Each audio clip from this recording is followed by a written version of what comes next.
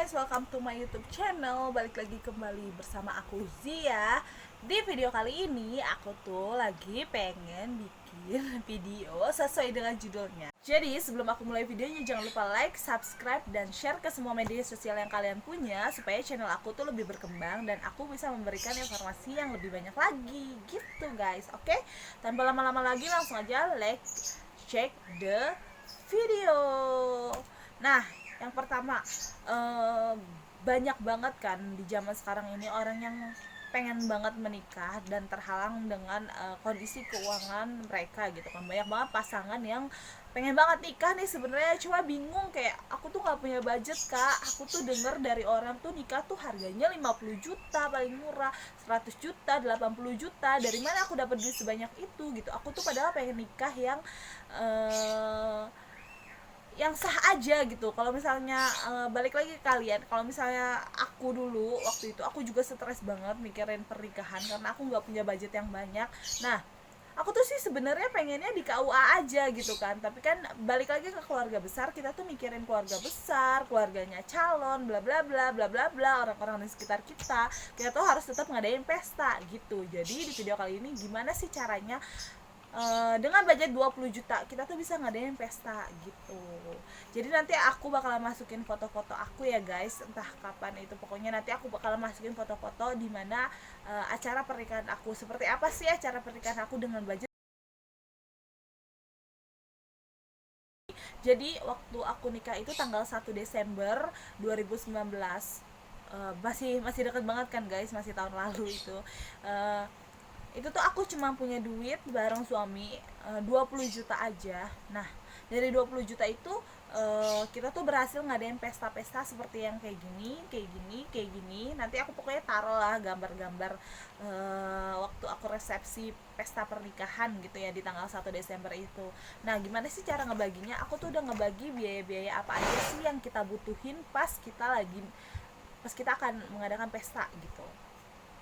Yang pertama udah pasti baju dan make up kan. Baju dan make up pengantin itu penting.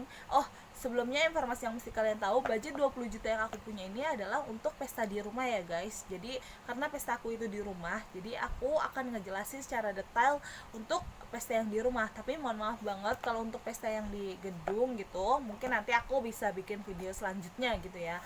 Tapi kali ini aku akan ngebahas untuk pesta yang di rumah dulu.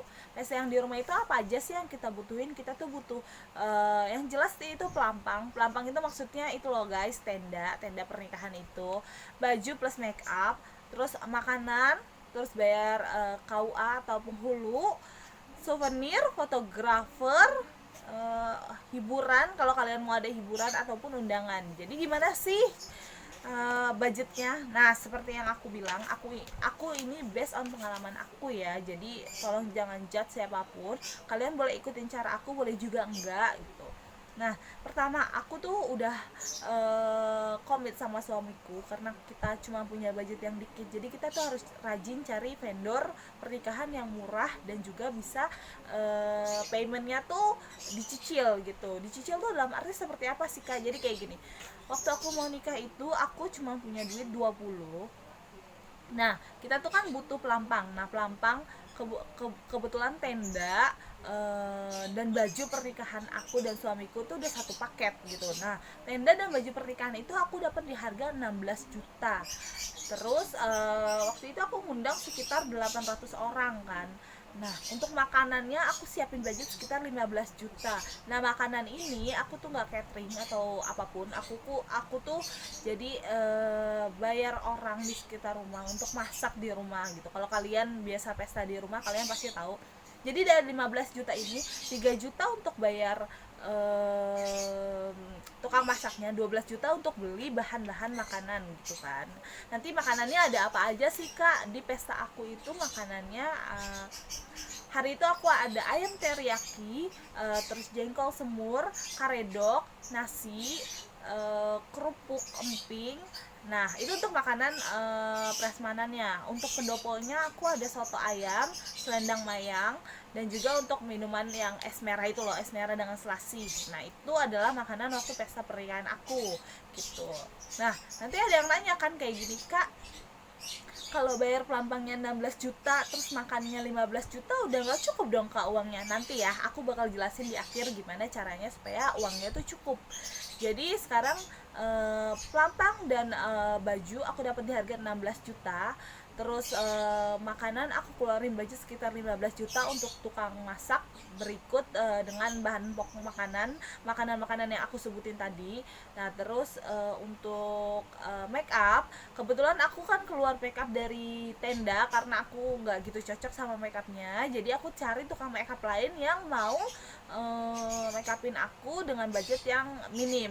Itu gimana sih kak cara carinya? Tukang make up kan tuh mahal, bla bla bla bla bla bla. Kalau menurut aku nih ya, based on pengalaman aku kemarin, aku tuh cari tukang makeup yang masih biasanya tuh dia masih belum berani make upin wedding, atau dia tuh baru mulai mau make upin wedding gitu. Jadi dia tuh biasanya make upin orang kondangan, wisudaan, atau bridesmaid gitu, dengan make up yang udah lumayan, tapi dia tuh belum berani untuk make upin wedding gitu loh. Jadi harganya masih oke. Atau mereka atau MUA yang lagi cari pengalaman untuk make upin orang wedding.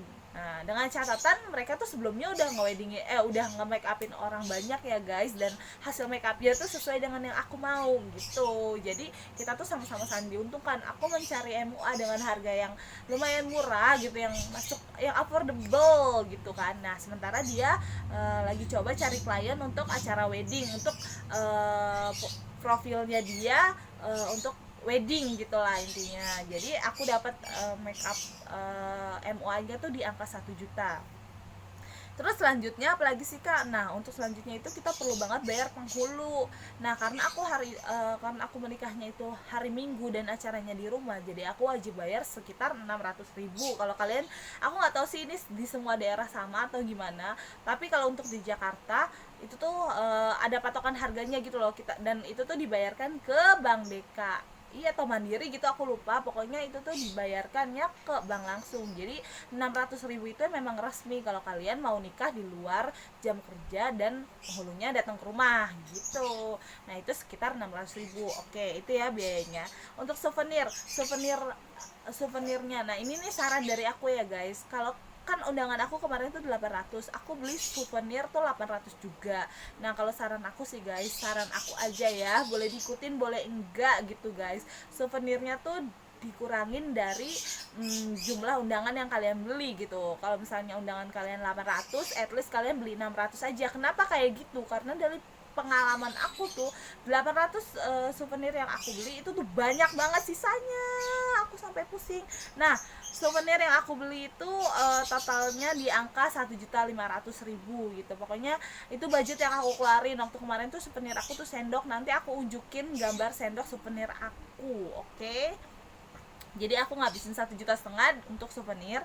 Lalu selanjutnya di fotografer itu jujur aja guys, waktu kemarin aku nikah karena budgetnya kurang banget, jadi aku cuman ambil paket fotografer dan mentahan fotonya. Jadi aku nggak ikut paket yang sampai fotonya tuh jadi gitu, sampai aku tuh dapat albumnya gitu, nggak kayak gitu. Aku tuh bener-bener karena budgetnya minim, jadi aku tuh ngambil fotonya aja dulu dan mentahan filenya, jadi nanti aku cetak sendiri gitu. Nah itu tuh aku dapat di angka 1.500.000. Aku dapat foto dan video mentahannya gitu. No, aku dapat foto mentahan dan video yang udah diedit tapi masih jelek banget editannya, dan mentahan videonya gitu. Lalu selanjutnya kalau ini sih opsi aja ya, kalau kalian mau ada hiburan. Nah hiburan tuh kan bisa kayak dangdut atau apa aja lah, kayak campur sari, atau juga bisa acara apa. Tapi kemarin tuh aku ngadain hiburannya adalah dangdut, tapi yang biasa-biasa aja guys gitu, dengan panggung kecil. Itu tuh aku dapat di harga 5 juta karena itu tuh partneran sama pelampang yang aku ambil gitu. Jadi aku tuh bisa dapat harga yang murah banget gitu, 5 juta. Biasanya tuh kalau untuk hiburan tuh mulai di angka 7 jutaan, tapi karena balik lagi tadi aku paketan bareng tenda yang tadi, jadi harganya aku dapat di angka 5 juta. Nah terus selanjutnya yang terakhir adalah undangan. Nah ini yang paling picky sih guys. Kemarin tuh aku juga sempat merasa salah karena aku tuh beli undangan yang lumayan fancy, dan menurut aku tuh itu sebenarnya nggak terlalu berguna. Tapi ya itu balik lagi ke kalian guys, selera kalian masing-masing, karena undangan tuh pasti dibuang kan sama orang. Jadi ya terserah kalian aja gitu kan. Jadi aku tuh kemarin budget undangan 1.500.000 juga, dengan 800 undangan aku gitu. Jadi aku cetak 800 undangan dengan budget 1.500.000. Jadi kalau udah di total tuh guys yang tadi, jadi kayak baju plus make up, tenda, terus makanan, KUA, souvenir, hiburan, undangan, semuanya itu sekitar 51.600.000. Nah, kalau udah kayak gitu kan semua pasti pada nanya dong, Kak, gimana bisa sih, Kak, dengan duit 20 juta doang dan total-total tadi acara yang bakal kita keluarin, biayanya tuh kurang lebih sekitar 50 jutaan. Nah, ini adalah metode yang aku pakai. Sekali lagi ini tuh boleh kalian contoh ataupun tidak. Terus aku juga bukan ngajarin kalian untuk kayak nekat gitu loh, guys, untuk mengadakan acara. Bukan seperti itu, tapi ini balik lagi ke kaliannya. Kalau kalian emang udah niat banget dan juga dananya tuh terbentur gitu loh. Nah, ini solusi yang aku tawarkan. Jadi kemarin aku bayar untuk hiburan, make sorry. Kemarin jadi aku tuh paymentnya seperti ini. Aku bayarin tenda atau pelampang plus baju dan juga hiburan itu dengan DP 1 juta dulu gitu. Kalau total tadi sekitar 16 juta untuk baju plus tendanya, ditambah hiburannya 5 juta, totalnya 21 juta. Tapi aku bayarin untuk DP-nya dulu sekitar 1 juta gitu. Terus kalian pasti nanya, Kak, emang bisa kayak gitu ya? Kebanyakan sih kalau untuk yang pesta di rumah pasti tukang tendanya tuh ngerti, pasti seperti itu sistem pembayarannya. Nah, untuk DP-nya sendiri kalian sesuaikan aja dengan kebutuhan kalian. Jadi pas kemarin tuh aku bayar 1 juta dulu untuk bayar si tenda, baju dan juga hiburan. Nah, untuk makan, seperti yang aku tadi udah bilang ke kalian, aku pakai budget 15 juta, yaitu untuk bayar orangnya 3 juta, sisanya untuk beli bahan makanan. Nah, untuk beli bahan makanan aku kasih cash, semuanya 12 juta aku beliin. Sementara untuk jasa si tukang masaknya aku bayarnya setelah acara aku selesai. Nah, jadi aku ngeluarin duit 12 juta plus DP 1 juta, itu sekitar 13 juta kan dari uang yang aku punya.